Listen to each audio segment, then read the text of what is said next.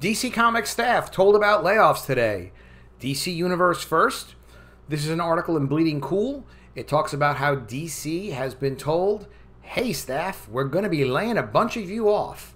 Let's get into the article. Before we do, if you want to support my work, definitely subscribe to the channel, click the bell for notifications, and you can get a copy of collegeofthedead.com's College of the Dead Graduation Day. Check it out. It's the second in an ongoing series where college costs you an arm and a leg. It is a full-color graphic novel. It's really well done. I'm sure you'll love it. And you can sign up at epicmermaids.com and get on the email list to find out when The Mermaids is coming out. It's a 48-page full-color graphic novel. Really well done. I'm sure you will like it.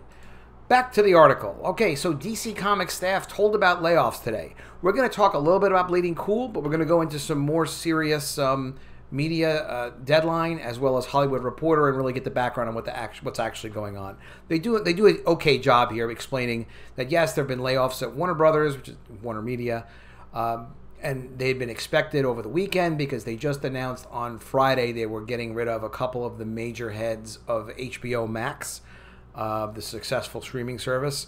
Variety is reporting 650 layoffs coming from Warner Brothers, while 175 from HBO, but that doesn't even include the DC people, and it probably also doesn't include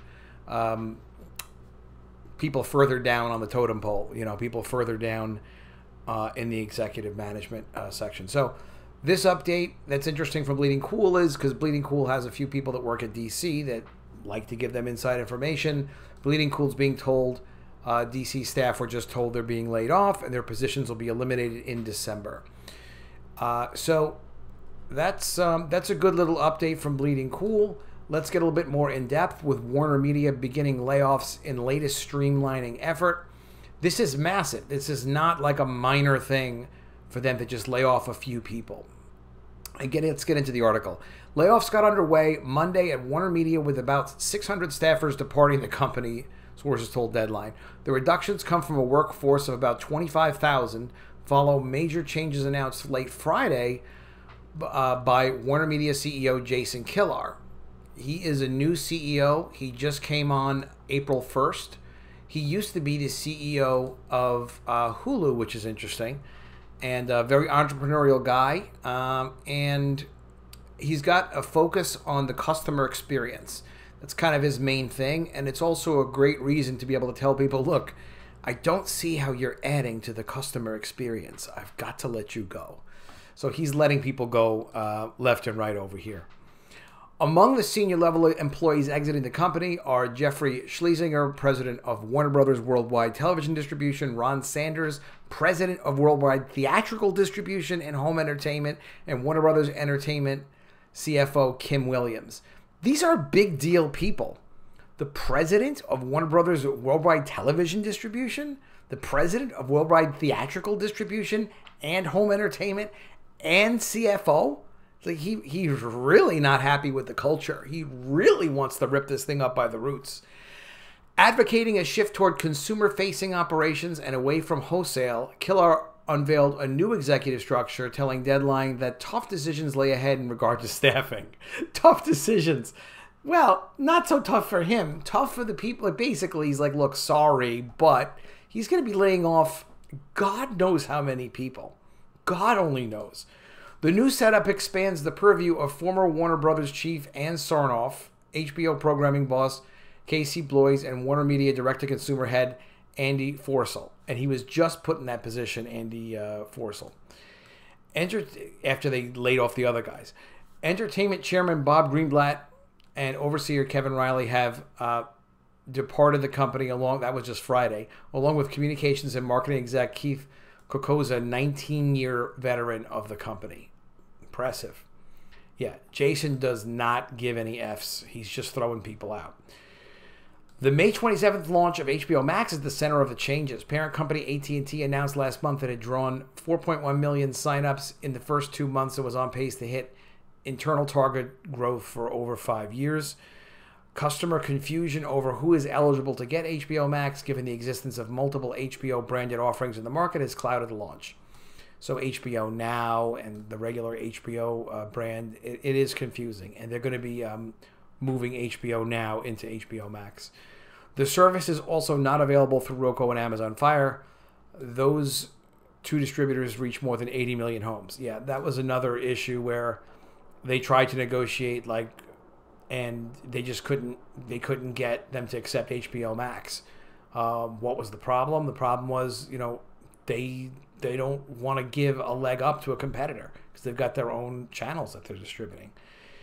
Production of original programming ticketed for HBO Max has also been waylaid by the health event. The company's film and TV studio also suffered major setbacks during the major health event. With movie theaters closed and live sports going dark for months, WarnerMedia-owned TNT recently has seen a spark from the return of NBA basketball, but advertising across all networks continues to be well below 2019 levels. The restructuring is the latest wave of change to come to WarnerMedia, which officially became part of AT&T in 2018. Former WarnerMedia chief John Stankey, now CEO of AT&T, initiated difficult cost-cutting and staff reductions as he worked to break down the walls between HBO, Warner Brothers, and Turner. So what they figure is they've got some duplicated efforts in some of their divisions because they're so massive. Why not just get rid of tons and tons and tons of people and use all the change to initiate a new culture? So if you're going to have a new culture at the company and led by Jason Kilar, who he can do it, I'll go into more of his background in a little bit. You need to basically gut a lot of the place so nothing looks familiar to the people who work there, especially management, and then just say, okay, guys, forget what you used to do. Now this is what you're going to do. And then whoever can't cooperate, whoever can't execute, they're out. The exits of HBO and Turner bosses Richard Plepler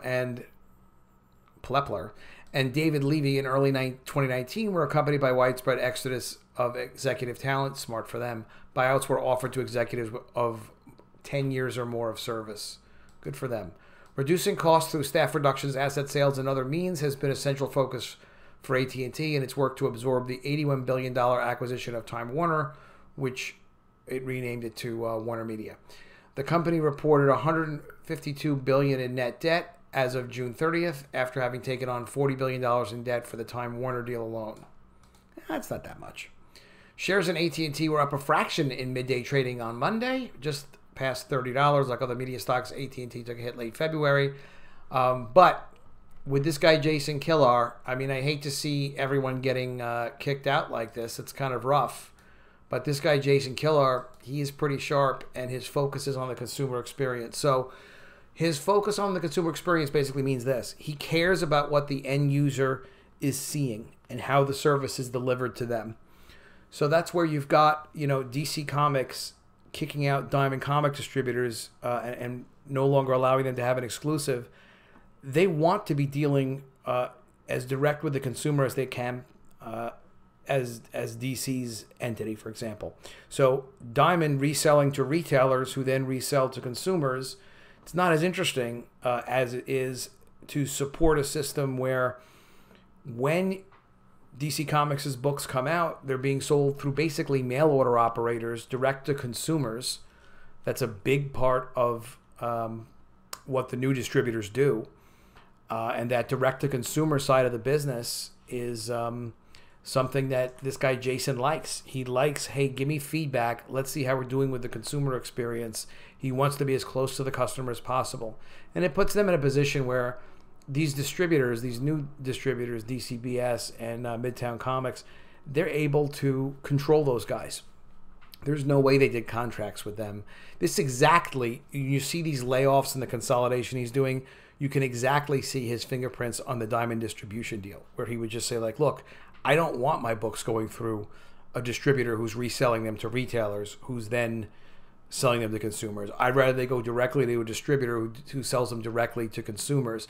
And the other thing is the consumer value. When consumers buy DC Comics or graphic novels through DCBS or Midtown, they're getting them at a discount. They're getting them at anywhere from 30 to 40% off, sometimes more.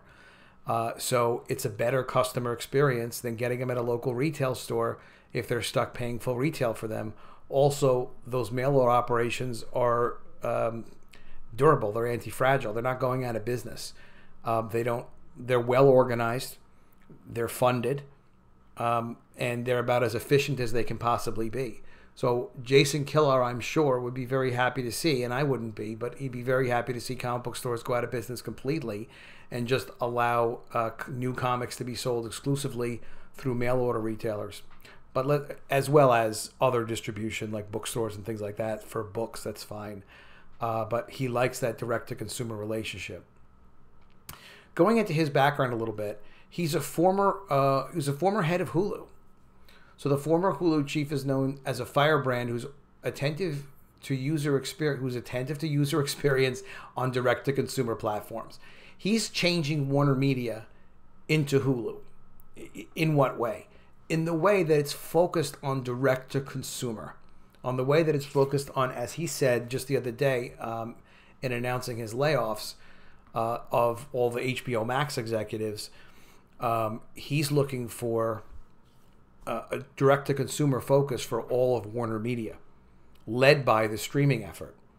And HBO Max met its target with 4.1 million subs, but he knows streaming platforms. He ran Hulu. And we'll get into his success at Hulu in a second. But, he knows he can grow HBO Max to what he wants it to be, and that he can kind of redesign the company focused around that. Good for him. They got the right guy at the right time. On April 1st, only an hour after WarnerMedia revealed that Jason Kilar had been named its new CEO, Netflix chief Reed Hastings sent a tweet congratulating the former Hulu chief on his new gig, writing, "Scary for us to have you there." So Netflix acknowledging that, yeah, this guy Jason's a player. When Kilar was the CEO of Hulu from 2007 to 2013, he turned a legacy media idea with a ridiculed name into Netflix's biggest competitor, all while managing the complex politics that resulted from a business owned by 3 corporate rivals. At WarnerMedia, he arrives at the AT&T division, prioritizing streaming with a soon-to-launch direct-to-consumer offering, HBO Max, which did launch successfully. You could imagine he had an eye on what those guys were doing when they launched it. Quote, "The people that I talk to, they're very eyes wide open and very much believers that there needs to be lean into the future. There needs to be a sense of urgency to do that." Wow, okay. Kilar, who will be based in Los Angeles, says he's known his WarnerMedia predecessor and new boss John Stankey since his Hulu days. He also got to know his new owners as a member of the AT&T Technical Advisory Council. Talks about a role at the company heated up this year after Stankey, a veteran AT&T executive, was promoted to president and chief operating officer at the telecom company in 2019. Though sources say some former Disney executive Tom Staggs recently departed Hulu CEO Randy Freer will also consider the job as largely Kilar's to lose. He's well known as a successful guy. Although he's well known in entertainment and tech circles, Kilar's hiring caught some Hollywood insiders off guard because he wasn't one of them. Despite a resume that includes time as a senior VP at Amazon and 2 years leading startup Vessel, which struggled to catch on with users and ultimately got sold to Verizon, Kilar, he was then 48, he's 49 now, has never run a large media organization. And he's never going to run a large media organization. He's remaking it into his new consumer platform. And the one he is set to take over on May 1st is still closely tied to legacy cable and theatrical businesses, which have both been significantly impacted by all the health event. He can inspire great ideas, but it is a challenge to manage a big company like that, says a source who worked with Kilar during his Hulu days. Well, no problem. Big company? All right, we'll just do 1,000 layoffs. What do we get, 25,000 people to deal with? Okay, well, let's cut 1,000 now. We'll cut 2,000 or 3,000 later, and we'll get it down to a manageable size. To top that off, Kilar will have a number of big personalities to contend with at top-heavy WarnerMedia, including recently installed WarnerMedia chairman Bob Greenblatt. Well, not anymore. He kicked Bob out last Friday, which also oversees HBO Max by WarnerMedia News and Sports. Okay, and WarnerMedia Sports chairman Jeff Zucker, who he's leaving in place, who ran NBC the early days of its Hulu joint venture with Fox. Both were seen as contenders for Kilar job. Yeah, Jeff Zucker was going to run this. How ridiculous! Stankey knows, the CEO of AT&T, John Stankey, knows what Kilar is capable of. They have their little private conversations, and he just sets Kilar off as like, go get him. And Kilar just goes in there tearing everything up. And he's only been there like 90 days. It's amazing what he's doing. In interviews, Kilar has praised the work of executives like Greenblatt, Zucker, and Warner Brothers chair and CEO. That's interesting. And Sarnoff. These are world-class leaders, he said. My job is going to be quite a bit different than any of these jobs. People who know him well say that the skills he honed at Hulu, including rallying his employees behind him while adeptly managing competing objectives from corporate owners, NBC, Disney, and Fox, will serve him well as he navigates the new role at WarnerMedia. That was a very tough spot for him to be in as an executive at WarnerMedia competitor. He did a pretty good job, even given that unwieldy cast of characters. Kilar describes his new role as focused on strategy and giving strategy and firing, and giving WarnerMedia's leaders the resources they need to, quote, sort through some of the gnarly things that are going to be confronting any company on the planet, particularly media companies, with regards to consumer behavior changes. Everything is about the consumer behavior. Everything is about consumer satisfaction. I like that about the guy, I will say that. But Lightshed Partners media analyst Rick Greenfeld says his hiring also signals that WarnerMedia is prioritizing HBO Max, correct, which for $15 a month will be offering a combination of library and originals, which they did, and they had a successful launch.